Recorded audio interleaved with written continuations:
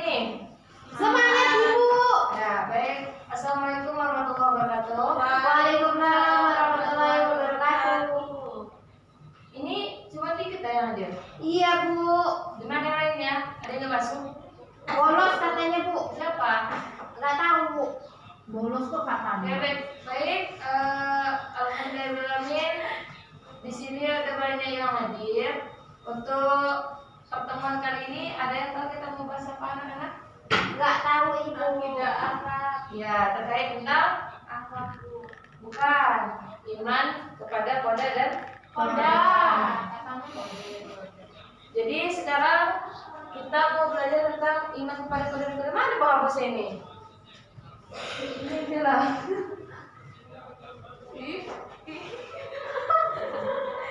Bisa ya. Yang piket ini enggak di sini enggak? Ini Bu ada Bu. Baik, sekarang tentang iman kepada qada dan qadar.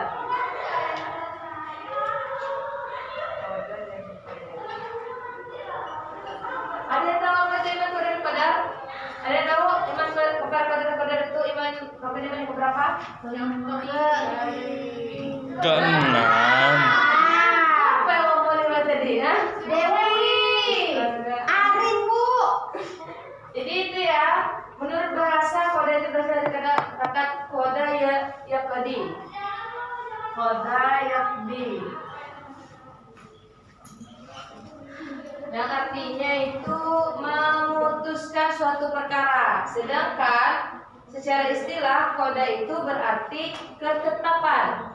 Jadi bisa disimpulkan di sini adalah ketetapan atau ketentuan yang memang sudah ditetapkan oleh Allah Subhanahu wa taala. Itu ya anak?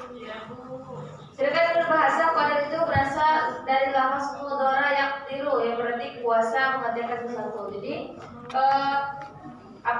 Allah itu sudah menentukan atau menetapkan sesuatu yang memang dari awal Allah ciptakan seperti itu.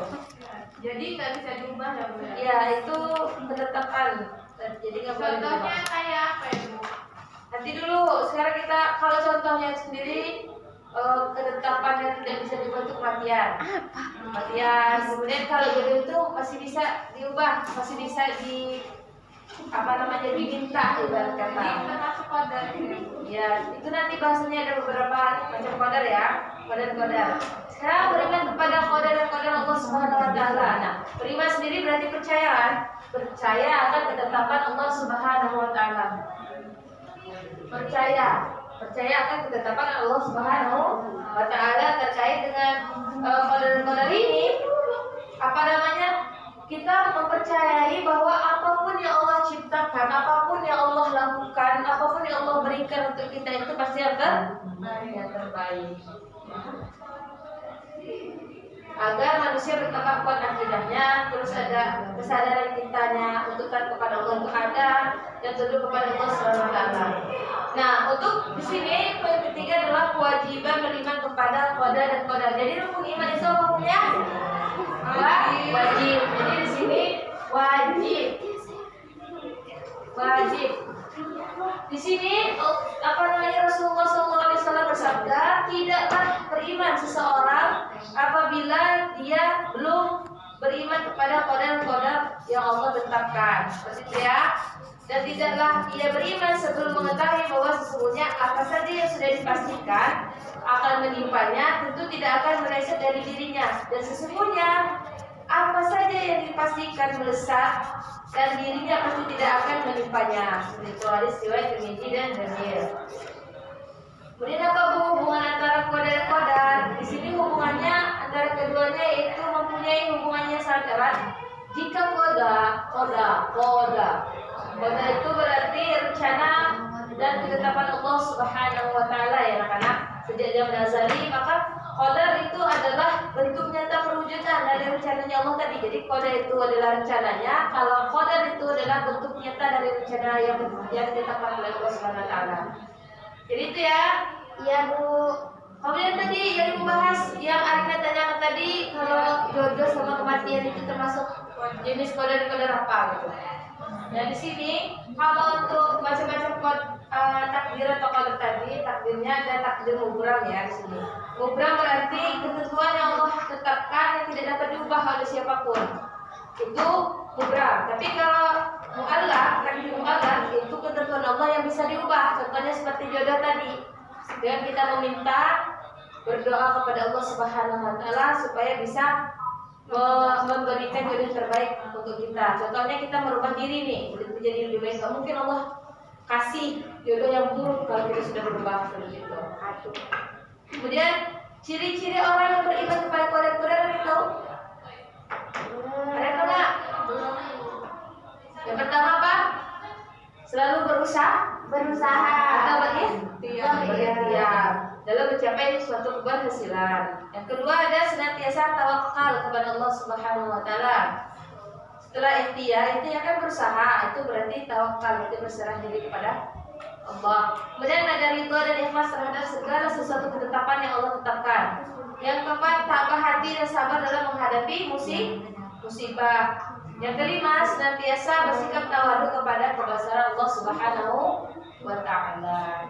Antum yang ada ya? Iya Bu. Udah siang, Bu.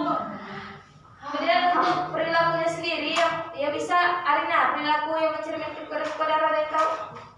Tadi Bu kita bertawakal kepada Allah Subhanahu wa taala. Ya, terus Berusaha. terus Keberhasilan. memiliki jiwa yang benar, ya. Terus memiliki keberanian dalam berjuang seperti itu ya. Itu ya bisa kita terapkan dalam kehidupan sehari-hari anak. Iya Bu. Terakhir untuk manfaat kita beriman kepada qadar dan qadar. Ada yang tahu? Hati kita rahmat dari Allah. Ya, hati tenang dapat rahmat dari Allah. Terus Mauli? Apa Mauli? Kamu belum belajar di Mauli? Belajar lagi ya. Sabar. Yang pertama itu melatih diri untuk bersyukur. Yang kedua, sabar dalam menghadapi cobaan yang Allah berikan. Ketiga, menjauhi kita dari sifat yang namanya sombong. Kemudian melatih untuk giat bekerja dan menyerah dan tidak menyerah itu. Melatih ketenangan jiwa, yakin akan kehadiran Allah Subhanahu wa taala dan menerima pembagian takdir yang Allah tetapkan. Itu ya. Iya Bu. Oke, mungkin itu saja sih materi kita untuk pertemuan ini. Minggu depan siapkan ya karena kita mau UAS ya. Iya Bu. Tolong kasih tahu ke teman yang lain yang nggak masuk kalau minggu depan kita UAS. Mungkin ya ini udah bentar lagi mau habis jamnya. Mungkin sedikit banyaknya ibu ada kesalahan ibu mohon maaf. Kepada Allah ibu mohon ampun. Allahumma biqila kembali. Wassalamualaikum warahmatullahi wabarakatuh.